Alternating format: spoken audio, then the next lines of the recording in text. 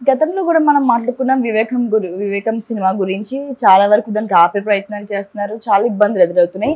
ఈరోజు హైకోర్టుకు దాని మీద సీరియస్ అవ్వడం జరిగింది. అసలు ఏ కారణం చేత ఎందుకు సార్ దాని గురించి తదుపరిగా ఏం తెలుసుకుంటున్నాం దాని గురించి? వివేకం సినిమా మీద కోర్టులో జడ శ్రవణ్ కుమార్ కేసు వేశాడని మనం ఆల్రెడీ చెప్పుకున్నాం. ఇది వచ్చి అతను ఎవరి తరపున వేశారంటే దస్తగిరి తరపున వేశారు. దస్తగిరి సిబిఐకి ఇచ్చిన వాంగ్మూలం, పులివెందల కోర్టులో ఇచ్చిన వాంగ్మూలం, ఈ రెండు వాంగ్మూలాలను బేస్ చేసుకొని ఆ సినిమా తీసామని ఆ సినిమా నిర్వాహకులు చెప్పారు. సో ఇప్పుడు ఆ సినిమా సంబంధించి వీళ్ళు దస్తగిరి కోర్టుకు వెళ్ళాడు. ఎందుకంటే ఇది నన్ను బ్లేమ్ చేస్తున్నట్టుగా ఉంది. సో ఇది నేనే చంపుతున్నట్టుగా కూడా పెట్టారు. నేను చంపుతున్నట్టుగా ఉండకూడదు. పోస్టుల్లో కూడా జగన్, అవినాష్ రెడ్డి వీళ్ళ చేతుల్లో గొడ్డలు ఉండాలి, వాళ్ళు చంపుతున్నట్టు చూపించాలి అనేది అతను ఏదో ఆర్గ్యూ చేస్తున్నాడు. మొత్తానికి అతను కోర్టుకు వెళ్ళారు. ఈ సినిమా సెన్సార్ సర్టిఫికేట్ లేకుండానే వీళ్ళు రిలీజ్ చేసేసారు, బ్రాడ్కాస్ట్ చేశారు. యూట్యూబ్లోను కొన్ని ఓటీటీ ప్లాట్ఫామ్స్లో వెళ్ళిపోయింది. సో దీన్ని ఆపండి అని గవర్నమెంట్ కోర్టుకి వెళ్ళారు. కోర్టు నిన్న చాలా సీరియస్ కామెంట్స్ చేసింది. ఇది సెన్సార్ సర్టిఫికేట్ లేకుండా మీరు ఎలా రిలీజ్ చేస్తారు? ఆల్రెడీ ఎన్నికల కమిషన్ వద్దని చెప్తే కూడా మీరు ఎలా రిలీజ్ చేస్తారు అని చెప్పింది. దాంతోపాటు రేపటికి ఇది విచారణ వాయిదా వేశారు. ఈ లోపల సెంట్రల్ గవర్నమెంట్కి వీసీ వివరణ కోసం వాళ్ళ వివరణ తీసుకోమని కూడా కోర్టు ఆదేశించింది. సో ఇది నిన్న జరిగింది. ఈ సందర్భంగా జడ శ్రవణ్ కుమార్ ఆయన గతంలో మ్యాజిస్ట్రేట్గా పనిచేశారు, అడ్వకేటు. సో మొన్నటి వరకు అతను తెలుగుదేశం స్పోక్స్ పర్సన్, దిగ్గజ విశ్లేషకుల్లాగా ప్రతి టాపిక్ మీద తెలుగుదేశం ఛానల్స్లో ఆయన కనబడేవాడు. సడన్గా ఆయన గత కొంతకాలం నుంచి తెలుగుదేశానికి యాంటీగా మారిపోయి లోకేష్ను, చంద్రబాబుని పర్సనల్గా తిడుతూ మీటింగ్స్ పెడుతూ చేస్తున్నాడు. ఇది అందరికీ షాక్ అయ్యారు. ఇదేంది ఇది, ఈయనకి వాళ్ళకి ఏం చెడిందని. కానీ తర్వాత అర్థమైంది ఏమంటే ఇది మిత్రశత్రువులాగా, నువ్వు శత్రుమిత్రుడు అన్నమాట. శత్రువుగా ఉండు కానీ నువ్వు మిత్రుడే అన్నట్టుగా వీళ్ళు ఏం చేస్తున్నారంటే ఈయన్ని పెట్టారు.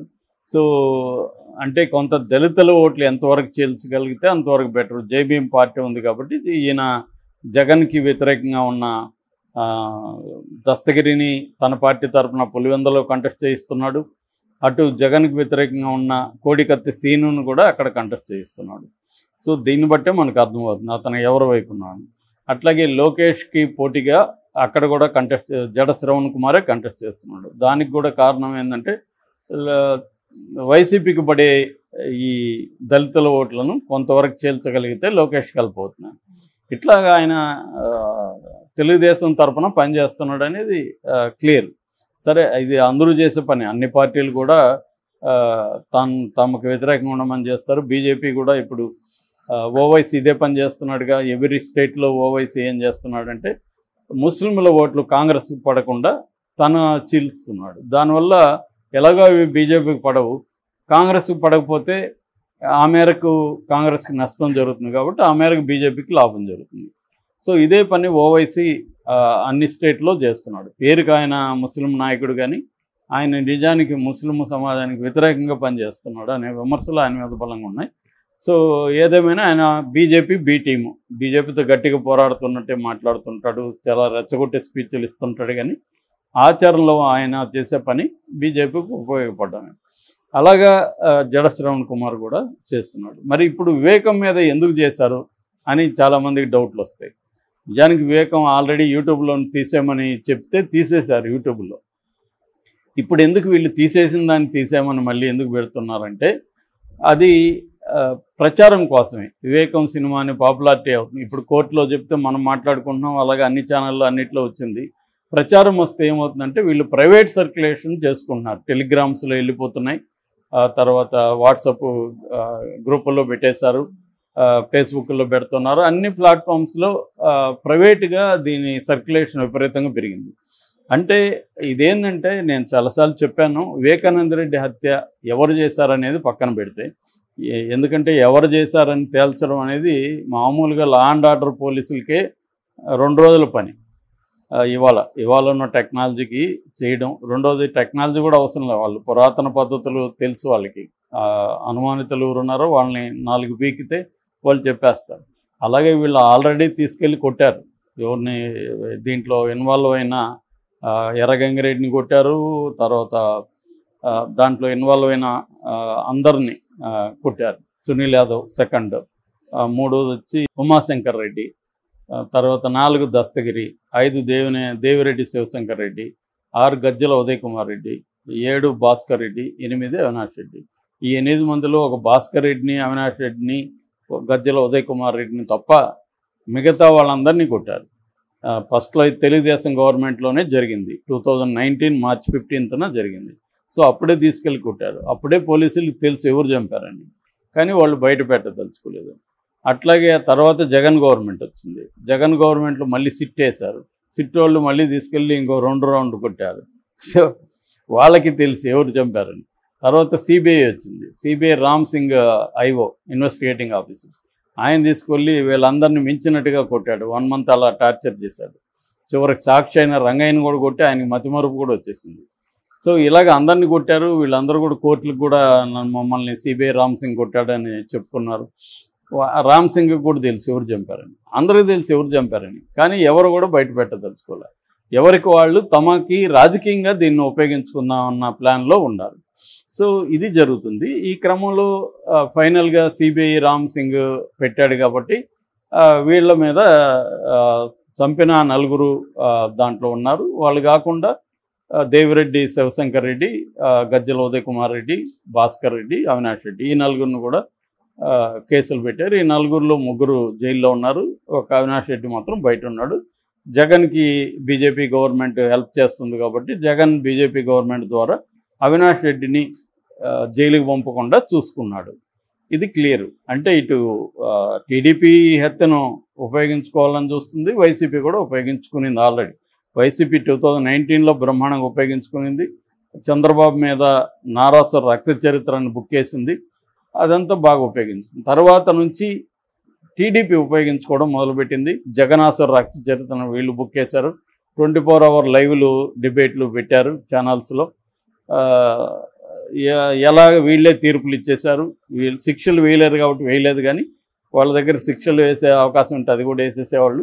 మొత్తానికి వీళ్ళే తీర్పులు చెప్పి అవినాష్ రెడ్డి చంపించాడు, భారతిరెడ్డికి జగన్ రెడ్డికి సంబంధం ఉంది, కాపాడుతున్నాడు అనేది ఒక నెరేటివ్ని తీసుకొచ్చేసారు. దీన్ని మీడియా ట్రయల్స్ అంటారు. అలాగే మీడియా ట్రయల్స్ చేసేసారు. సో ఇప్పుడు మళ్ళీ ఎలక్షన్లో ఉపయోగించుకుందాం అనేది తెలుగుదేశం కూటమి ప్లాన్. అప్పట్లో సునీతారెడ్డి, వివేకానంద రెడ్డి కూతురు జగన్కు ఉపయోగపడింది 2019లో. ఇప్పుడు ఆమెకు జగన్కి ఎక్కడ చెడింది అనేది పక్కన పెడితే ఆమె తెలుగుదేశానికి ఉపయోగపడడానికి ఇప్పుడు రెడీ అయిపోయింది. అదనంగా షర్మిల కూడా జగన్ మీద కోపం ఉంది కాబట్టి జగన్కి వ్యతిరేకంగా ఆమె కంటెస్ట్ చేస్తుంది కాబట్టి ఆమె అసలు నేను కంటెస్ట్ చేయడానికి వివేకానంద రెడ్డి కారణం, ఆయన చివరి కోరిక నేను నెరవేరుస్తున్నాను అనేది. ఆయన చివరి కోరిక 2019లో మరి ఎందుకు నెరవేర్చలేదో తెలీదు, అప్పుడు ఎందుకు తెలంగాణకు వచ్చిందో తెలియదు. మొత్తానికి ఆమె ఇప్పుడు అక్కడ నెరవేర్చడానికి ఆమె పోటీ చేస్తుంది. సో సునీత కూడా చేస్తుంది. సునీతకి షర్మిలకి తెలుగుదేశం కూడా హెల్ప్ చేస్తుంది. ఇలాగా చేసే క్రమంలో ఈ వివేకం సినిమా ఎలా చంపారు అన్న ఈ తెలుగుదేశం నెరేటివ్ ఏదైతే ఉందో, తెలుగుదేశం మీడియా నెరేటివ్ ఏదైతే ఉందో, ఆ నెరేటివ్నే సినిమా తీశారు. గ్రాఫికల్గా బాగా తీశారని చెప్తున్నారు. నేను చూడలేదు, ట్రైలర్ చూశాను. సో ఆ సినిమాని వీళ్ళు మొత్తంగా ఇది జగనే చేయించాడన్న నెరేటివ్ ఏదైతే ఉందో దాన్ని తీసుకెళ్ళాలి. సో ఇది పాపులారిటీ తీసుకురావాలి కాబట్టి ఇది కోర్టులో మన జడ శ్రవణ్ కుమార్ అతను వేశాడు. ఇంత తప్ప ఇంకేం లేదు. సో కోర్టు వాళ్ళకి కూడా తెలుసు. ఇది అలాగూ అఫ్సెల్గా వీళ్ళు ఏమి చూపించట్లే. అసలు ఆ సినిమాను ఓన్ చేసుకొని ఇప్పటివరకు ఎవడు కూడా బయటికి రాలేదు. నేను తీసాను ఈ సినిమానని ఎవడన్నా రావాలి కదా, అది రాలేదు. దాన్ని బట్టి అర్థమవుతుంది కదా దీన్ని సీక్రెట్గా జనంలోకి తీసుకెళ్ళి దీన్ని రాష్ట్ర వ్యాప్తంగా ఇష్యూ చేసి జగన్ని డ్యామేజ్ చేయాలనేది స్ట్రాటజీ. నేను ఏ స్ట్రాటజీని తప్పు పట్టట్లే, ఇది స్ట్రాటజీ అని చెప్తున్నా. ఎందుకంటే ఎన్నికల్లో ఇవాళ ఏ స్ట్రాటజీ తప్పు, ఏ స్ట్రాటజీ కరెక్ట్ అనేది ఎవరు కూడా జడ్జి చేయలేని పరిస్థితి. సో అందరూ ఉపయోగపడే అన్ని స్ట్రాటజీలను ఉపయోగించుకుంటారు. మరి ఇదే జగన్ ఉపయోగించుకున్నప్పుడు కరెక్ట్ అయ్యి ఇప్పుడు తప్పు ఎలా అవుతుంది, లేదా ఇప్పుడు కరెక్ట్ అయ్యి అప్పుడు తప్పు ఎలా అవుతుంది?